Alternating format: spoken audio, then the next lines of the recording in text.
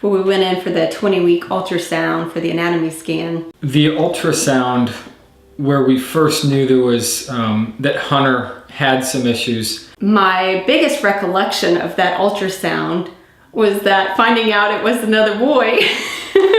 And my recollection is that Denise was the first to ask her if something was wrong, because you're trying to be patient and she's going through measurements. And then it was pretty clear that the technician at that point in time, that there was something was bothering her. And she basically just said, you know what, you probably need to come back and have someone take a look at that, his kidneys and other things, because they're echogenic and they're giving an abnormal return. I started to think that maybe there might be something else wrong with him besides just kidney issues. I think at that time too, I'm big on, wasn't gonna make a big deal out of things. Let's just take this day at a time and not overreact, because obviously that wasn't positive news. But I thought after a while I talked myself out of it and thought, you know what, I was stressed over all these things and he's gonna come out, he may have some kidney issues, but he's gonna be fine. But we knew, not to what degree, but we knew he was gonna be different. I didn't really think he was gonna be a special needs child. And then I think just through the coming months, they kept finding things with Hunter that were a concern. After finding out these results, the doctor then asked us if we wanted to terminate the pregnancy. The doctors did wanted to do a lot of tests on Hunter, and they kept finding things, whether it was calcium in his heart or whatever. And I think Denise and I had talked about this before, and our view was that if they could do a test that would help Hunter, then we'd be fine. That'd be a good idea. But if it was a test to have to answer the question again, whether or not we would terminate the pregnancy, we weren't interested. We're absolutely not. We take what God gives us. And then when he was born, he was a C-section. I was like, oh my gosh, he's not crying. And then, and it just seemed like forever. And she said, I know the doctor was like, call the neonatal team, tell them to come get in here. When Hunter was born, I heard one squeak, and I stood up, and Denise's head was here, and I could see over her, and the sheet, and saw Hunter being born, and he was a limp noodle. I mean, he wasn't very discolored that I remember, but he was just limp, and that was so different than what Caleb was, and he was also very quiet. And then they quickly took the baby over, and the technicians were working on him, kind of at a table, suctioning him and cleaning him up. And unlike with Caleb, the doctor asked me to just stay with Denise. I just remember thinking, breathe, cry, do something. And I know Denise is looking up at me, but I'm really focused, and I'm literally just praying, just saying, Lord, help him to breathe. Come on, breathe. I think that was about all. It was a mix between breathe, and just live, live. Come on, fight. The neonatal team came in and took him out, and gosh, this whole process seemed like it took forever, but I'm sure it was only a fefew minutes.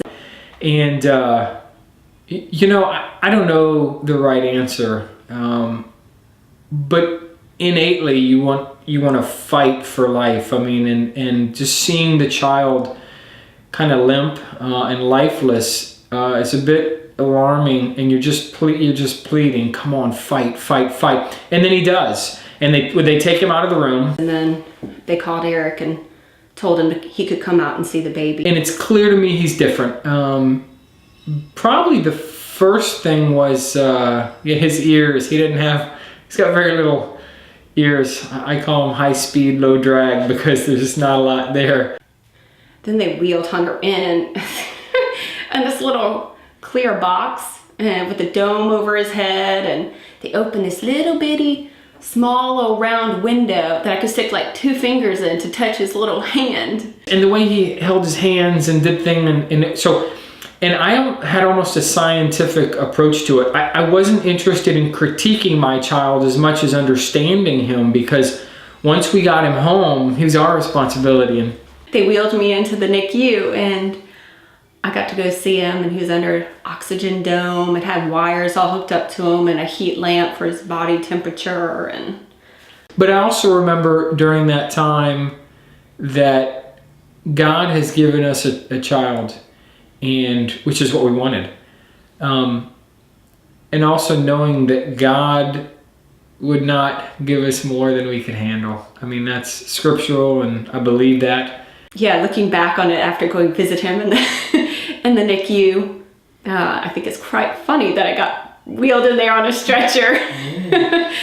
And I knew that our marriage was strong. We've got a lot of family support and support from friends. And so I think at that point in time, I kind of just dug in and said, hey, we're going to do whatever we can. And there's no guarantees. I mean, there's no guarantees that Hunter would survive.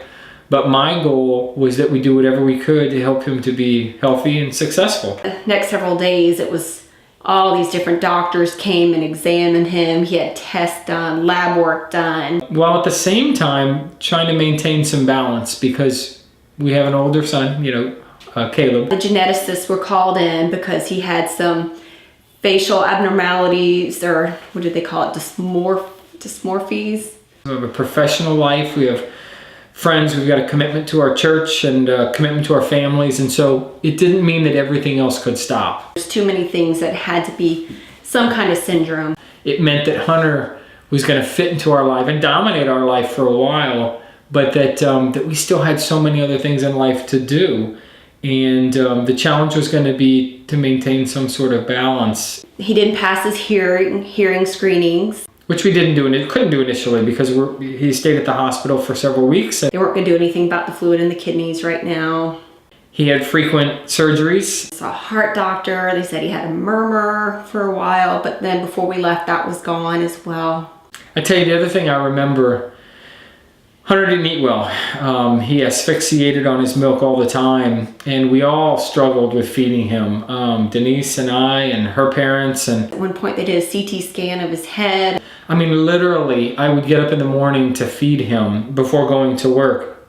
And I would go to the study to be away from the bedroom. And he would fight and fight and fight. And the milk, instead of drinking the milk, he would take it in his mouth from the bottle and just squeeze out. And it would just roll down his face. And he's getting all milky. And he would fight and fight. We didn't find that actually what was wrong with him from the geneticist until we just about left the NICU. This went on for months. I mean, why are you not taking this? Hunter is missing a very significant part of one pair of his chromosome 3. After I think 3 months, it was clear. I mean, he was losing weight. And so we had the surgery for the stomach tube, which I hated the idea at first.